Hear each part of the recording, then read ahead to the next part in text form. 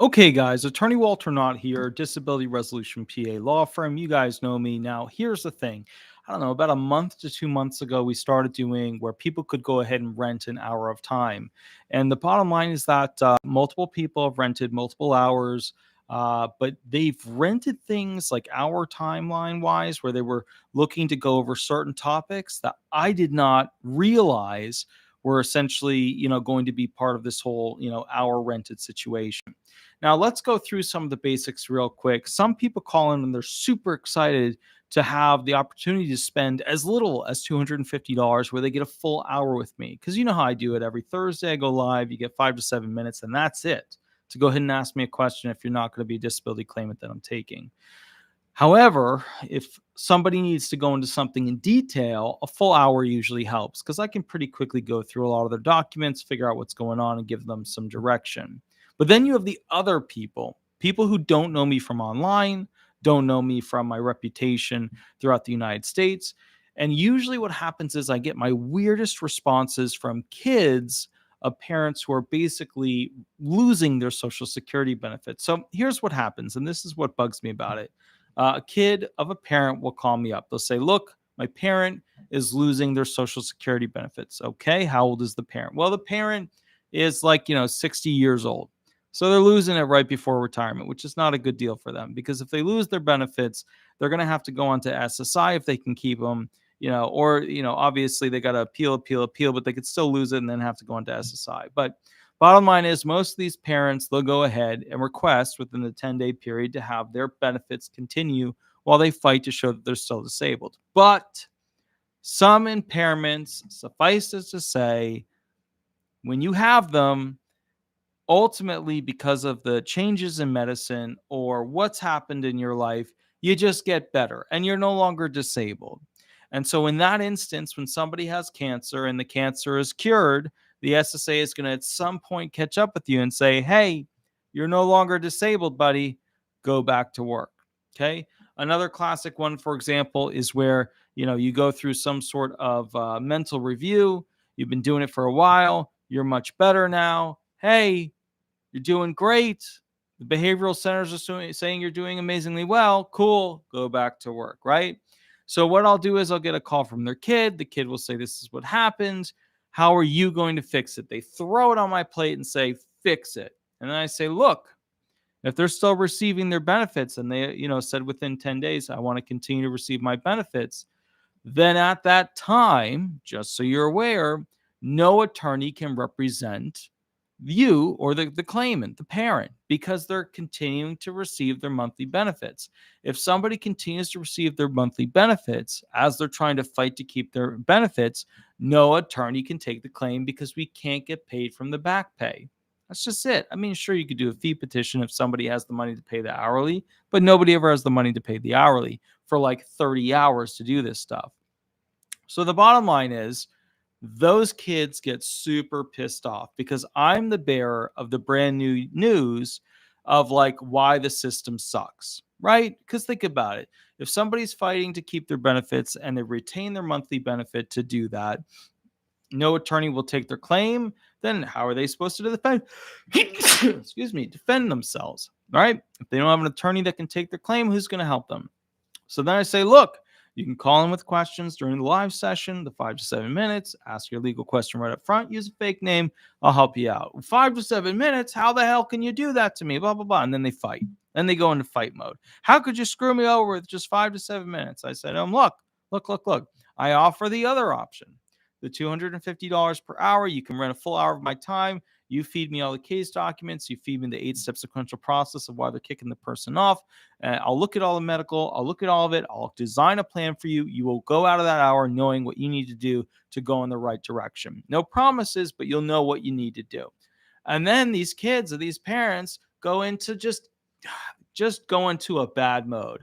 $250 for an hour. Oh, geez. And what's so insulting to me about it is like, my student loans are $1,800 per month.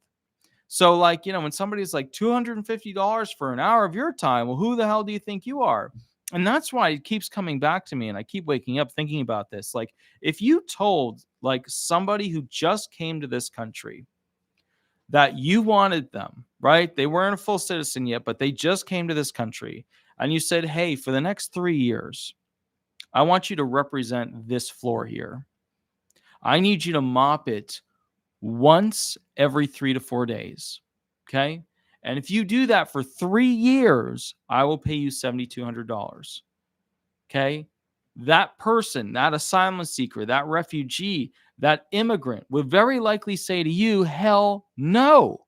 They're not sticking around for 3 years to mop a floor every 3 to 4 days for only $7,200. You can't make money doing that. So the point I get at with this is that the disability field is having a tough time with keeping its attorneys because we're sick of the super low financial amount. And I get it. I totally get it. People don't have money, which directly passes on to us because we get 25% of the smaller amounts of money that they're getting. So it's this like very like the thing is eating the thing, which is eating the thing, right? And everything ends up in a worse spot. So, all right, bottom line is that's one of the things that I've noticed with this. Now, another thing is that most of them are not on topics I expected. There's a lot of them that I've been doing. So here are the top 3 things that usually pop up when people hire me for an hour. The 3373s. So a lot of people will hire me even when they're already represented by some other firm. And the big box firms, they're even getting smart to this at this point, that they know that their clients are literally hiring me to help them fill out a form that they said they wouldn't help them fill out. But the bottom line is this: people come to me to fill out the adult functional form because they know whatever testimony they put on that, whatever they write on that for the rest of the time, that's in stone. That was their hand writing their statement on that federal form for the rest of time.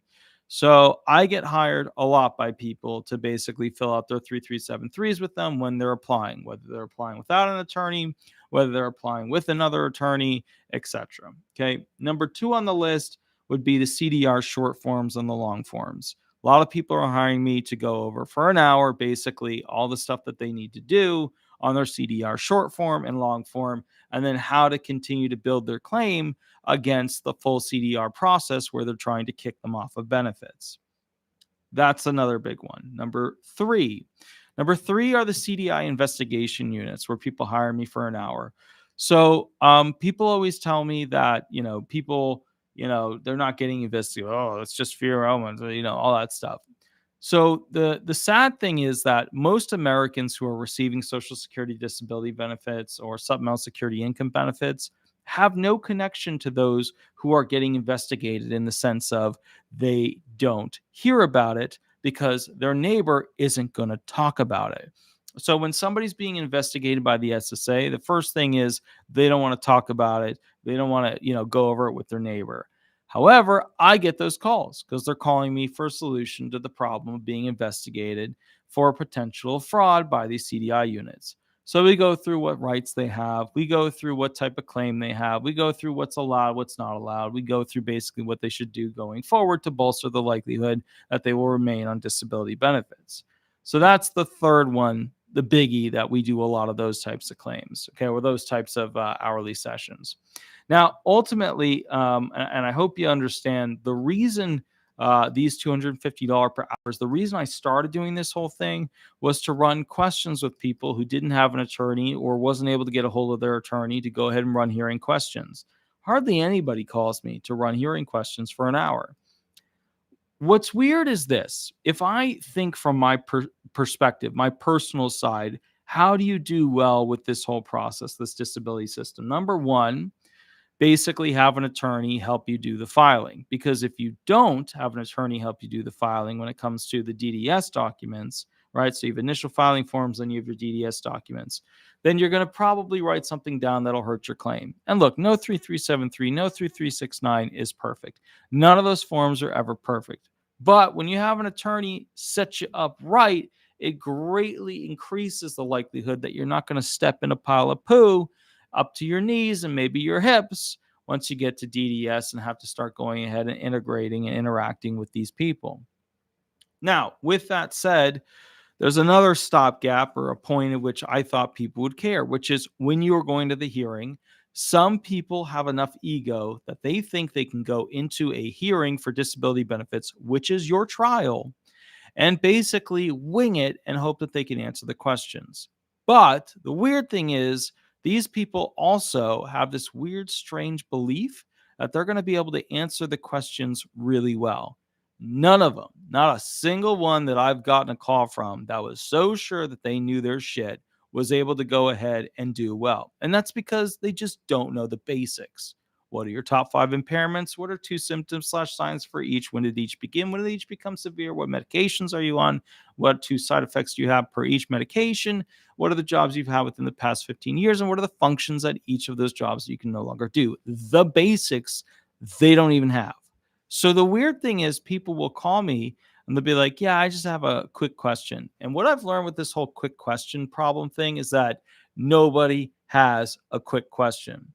When people say, hey, I just have a real quick question, I tell them right up front now, I cut them off and say, look, 5 to 7 minutes, YouTube online, or by the hour. And here's why. If somebody goes ahead and tries to do, a quick question, no matter what, it's at least 5 minutes. Some of them, especially the VA people, they'll try to like trigger me to give them information. They'll use things like, what, you don't help out veterans? What, you don't know this? Is this too complicated for you? The veterans pull that shit all the time. And it super pisses me off because they've been trained in ways to communicate to like piss somebody off so that they can get something from them, because there's communication training when it comes to all that stuff. So I've learned how to sidestep that, which is just go straight to that you can call during the live. And during the live, they won't pull that because they know that one of their buddies might be watching, and they'll look like an ass. That's one thing the veterans don't want to look like. They have a high level of wanting to, stay at that good looking quality. But when I'm just on the phone with them, they'll beat the hell out of me over the phone and try to like make me feel very, very small and be like, well, why don't you want to answer it? Why do you don't have enough time? Must be too complicated for you. And I'm just saying, then at that point, and what I've started to do with some of them, because if I really don't like the attitude, and it's not all veterans, but it's usually a veteran. What I'll usually do at that point, I'll say to them, yeah, I don't know the answer. You're just going to have to magically call somebody else. And when they hear me say magically call somebody else, obviously they realize I know the answer, but I just don't have the time to donate massive time, because usually those, I just have a quick questions. Oh man, they're usually like, 15 minutes at the least. And the other thing is too, I get claimants that call me and they go, I spoke with another attorney, but he was very rude to me, or he was not very nice to me. They'll tell me that whole story. And then they'll just keep battering me with questions and questions and questions and question over and over. And what I've learned is that there's no sweet old lady. That sweet old lady that's hitting me up for question after question after question is usually lying to me up front when I ask her, have you already been found disabled? And when she doesn't answer that, the sweet old lady is lying. So that's something that I've learned to have to deal with, because a lot of people play this game of, oh, I just have a quick question. Oh, it won't. I just, and then boom, I ask, have you already been found disabled? Are you looking to file for benefits? Did you get a recent denial? Oh, I don't know any of that stuff. I just have a quick question. That's a liar. That's a liar right there. They play that game so much. It used to piss me off. Now I'm just used to it. Daryl May said, very complex. Tell them to call the VA. Well, the VA isn't going to answer their questions. Now, here's the deal. The VA gives people, when they tell you the veterans don't get enough benefits, like, sure, when they're like just filing and they get like a 20%, 30%, whatever rating, they're not getting much. But when you look at what veterans get as opposed to Social Security recipients, this is like a golden chariot to life. Better loans, better religious assistance, better medical assistance, better financial assistance, better everything. It's just everything. They set you up with programs. They set you up with doctors in and out of the system. It's just better. You go to urgent care, you go to the emergency room, they're going to cover it. It's just better. Like, that's like, if you look at the difference between VA benefits and Social Security benefits, like if people actually knew the difference between these two, there would be no t-shirt saying veterans need more benefits. There would be none, because these guys, the Social Security recipients, get shit compared to what the VA people get. It's like night and day. It's just a massive difference. And I'm sure there'll be some veteran that'll be like, but you don't understand.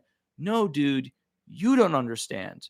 Okay. When you get to take your VA benefits plus your Social Security benefits and stack those puppies, you're getting a massively larger amount when your VA benefits are almost always larger than the SSA benefits to begin with.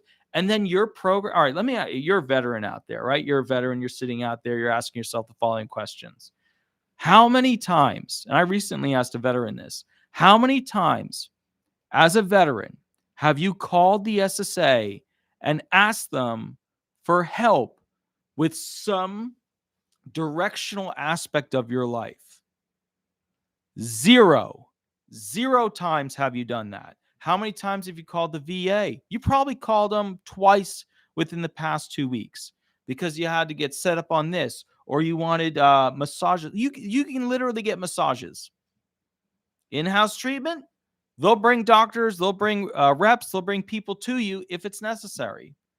It is night and day, right? Big discounts at certain stores, right? You get a commissary that you can use. It is night and day. The difference between veteran benefits and Social Security benefits. Okay. A lot of people don't know that. A lot of people are like, oh, but the veterans don't get enough. Look, the veterans deserve more. But these guys, the Social Security recipients, it's like they're just dying on the vine over here. All right. So that's another thing that's been bothering me is that, Slathering said my question is quick. Now, Slatherings, I know you, so we're cool. Don't worry about it. We go way back. So yeah, you can call me. I'll answer the question. No worries. Yes. And Slathering said, I need massages. And if you were a veteran, you could probably get set up with them because it's part of the medical program specifically for musculoskeletal issues. Like literally they cover massages. So, okay, so Rick Court said, I'm 106 and may become a male exotic escort to make ends meet. Awesome. You're going to do great. I'm really proud of you. I support you fully in your endeavors. Don't break a hip. Other than that, guys, I think the 250 per hour things are working out well. I think one of the big things that blew me away is that all the reasons I thought people would call me to do these, they're not doing. I think that people are getting smarter about essentially, how to use their time and how to get resources. But I think what's happening is this in the industry. People that go it alone, like the filing process alone, they're like trying to rely on all this information out there, but it's not complete. Like, okay, let me give you an example. Like the information on attorney fees is super incomplete online. Right? What's going on after you get past the hearing? What happens at appeals council? What happens at, district, circuit, Supreme Court? How do the attorneys get paid? What are EJA fees? It's super incomplete. So when people research what's online, they don't realize that only applies up to the ALJ hearing. And then after that, the rules change. That's totally different. So in their brain, they feel really like screwed over because the internet didn't save them and tell them what to do. So, that's one thing. They don't even know when they don't know enough to know what to even search, to look up and figure out what the real thing is. So that's a problem. The other thing is that, a lot of the law firms out there are doing less and less and less as disability law firms because the pay just isn't covering things like it used to. Massive inflation of, over the past couple of years, well above 50% is just not covering the bases. Okay. It used to be a super amazing field to be in. Now, not so much. Now, basically, disability firms are getting purchased up by personal injury groups. They're getting purchased up by workers' comp groups, LTD groups, VA benefit groups, because those other areas pay well, and they need to have a division for those they bring on. Workers' comp people, they need the disability benefits. Cool. The law firm files them. They're on LTD benefits. They should have filed for disability benefits already. They got injured. The car hit them. Now they can't walk well. Disability benefits.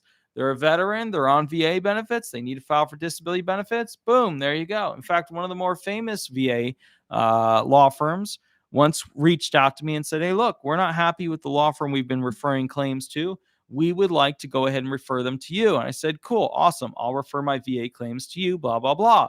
I now do VA claims. But the point is, they were like, no, we want, I think it was like 35% of all the money that you make from a claim. And I was like, why would I give you 35%? If you want me to win it and win it well, I should have as much money to spend on the claimant as I should. They didn't like that argument because their specific way of doing it was not spending money on the claimant.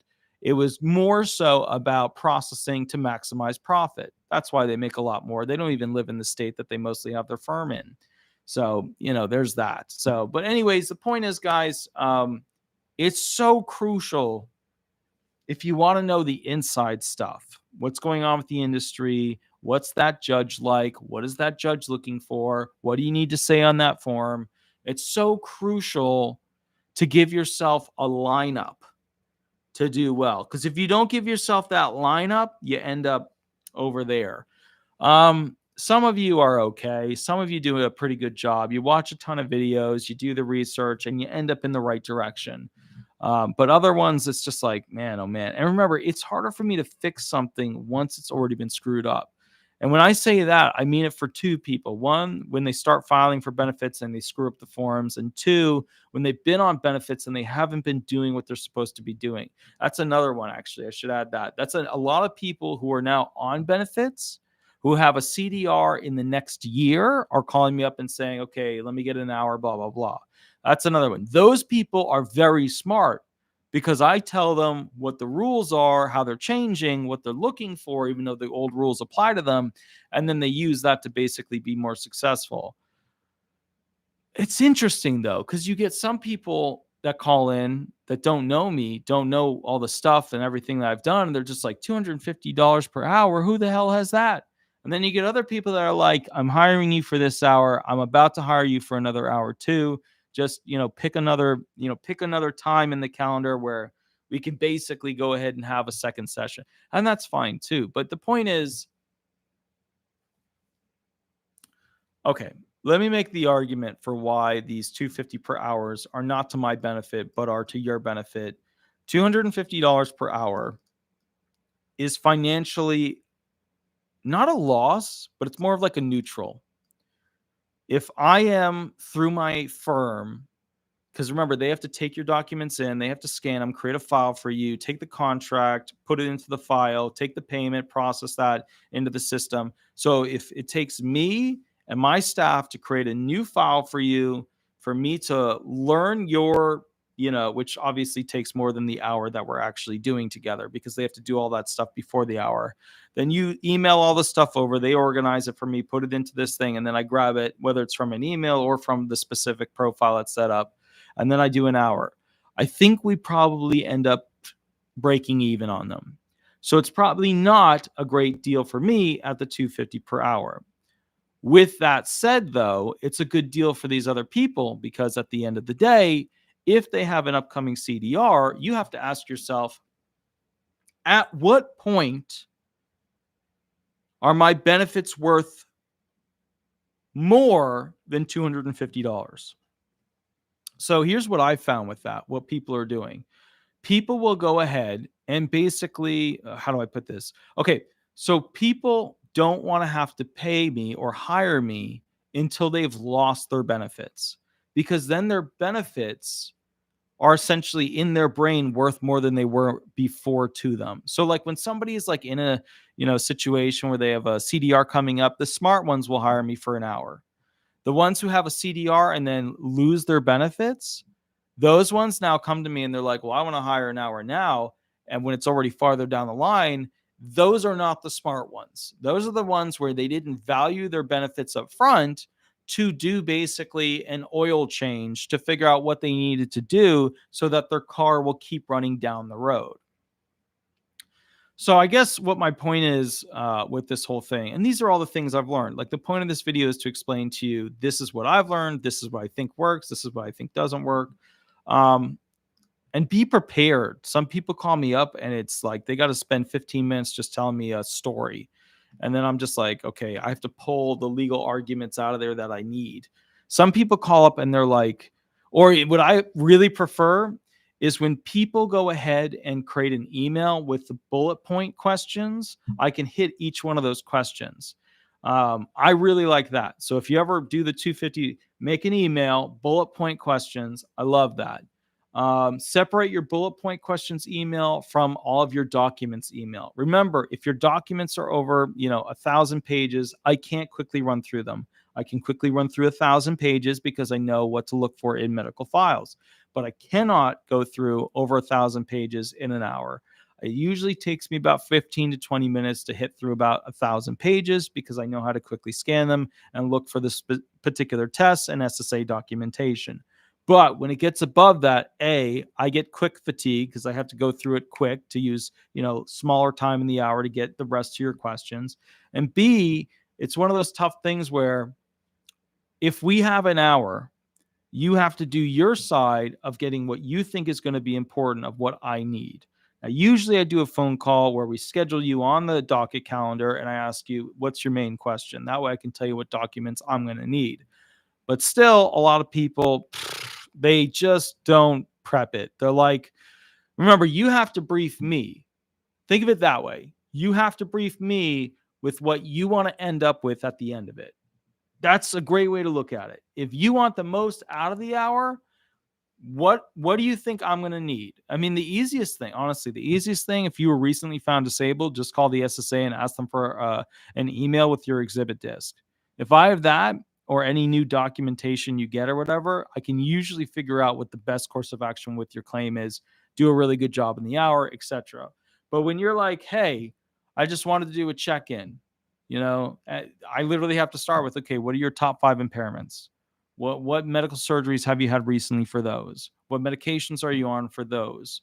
We have to go through the basics and stuff like that, which slows it down. We can't get into higher level trial tactic analysis related stuff. So keep in mind, get me the info ahead of time because I can scroll through it and quick read it, and we can have a much better, more successful hour. All right. Other than that, let's see. Walter Scott, thanks, Walter. Thank you. The watching 250 is a heck of a deal. It really is. That's the basic rate for most lawyers for sure. It is. Well, I would say that was the basic rate 10 years ago, maybe 15 years ago. 250 per hour is so okay. Most family law stuff is around $500, per hour kind of gig. Top mediators are over $1,000 now. Medium mediators are around 500. I think the crim law attorneys are somewhere between 350 and 550 per hour. I think 250 was back in the day the standard, but I don't think it's that anymore. So anyways, Kimbo Jan, yes, I represent claimants in every state. So no biggie. What else? All right. So we've gone through what the 250 per hour is good for. And also, guys, really important, if you're calling me because you're currently being investigated, right? I already know you probably don't have the ROI, the report. I already know that somebody is tailing you. I already know that they're creating stuff. I already know that they basically have footage of you, that they've had 2 cameras following you. I already know that investigators approached you because that's why you're calling me. In that circumstance, it's very important that you write me out what I call a mini forecast on what your questions are, and then also a small summary as to what's already happened. Keeping it in bullet point system with basically dates, very important, because when it comes to investigations, knowing what you were doing when you noticed that they were watching is incredibly important. I will say this, the disabled are very aware of people investigating them because they have a very small circle and they have a very small circle of activities that they do, and they have a routine and they follow it. So when something's a little bit different, their ears will right up. They know somebody's following them. So in that regard, it's very good. But what the disabled are not very good at is understanding essentially when their brain wasn't cued and they're not seeing that person and what that person has already collected. Because, I'll get these ROI reports for a claimant. I'll look at them where they were being investigated and followed by somebody. And, I can tell, they caught the person that one time. And even the investigator will say, this person is aware of their surroundings. This person looked directly at me at such and such time. But you won't always catch them before that, because remember, if they're interacting with you in a more close setting, that's usually after they've interacted with your settings multiple times to know what your schedule is. when you're going to go to the grocery store, when you're going to go to the bar, when you're going to go do whatever. So just remember that. All right. Anyways, guys, I will catch you tomorrow. You have a wonderful, wonderful day. And let's see. Mama Shiraz said, I made a live. Very cool. Send me a link. Okay, so Nicolette Galindo, how far back do you need medical records for a new application? Usually 2 years, but then there's a lot of things that can push it back farther. But 2 years is what you're shooting for. Lade Troy, I super appreciate it. Let's see. Very cool. Everybody, you have a wonderful night. Please remember to like, subscribe, leave a review. If you can leave a review for the law firm at Disability Resolution Florida, you just Google that, Disability Resolution, it'll pop right up. I always appreciate it. Please remember to like. Please remember to subscribe and have a wonderful, wonderful night. Tomorrow, we will be going live on Facebook, and we will be talking about as well, like we'll be answering questions on Facebook, but we will be talking about as well, essentially how the Ukraine-Israel war will be affecting Social Security benefits going into the 2024 presidential election cycle. You have a wonderful, wonderful night, and I will catch you later. It is now 2:26 a.m. I'll catch you later. Bye-bye, everyone. Bye-bye.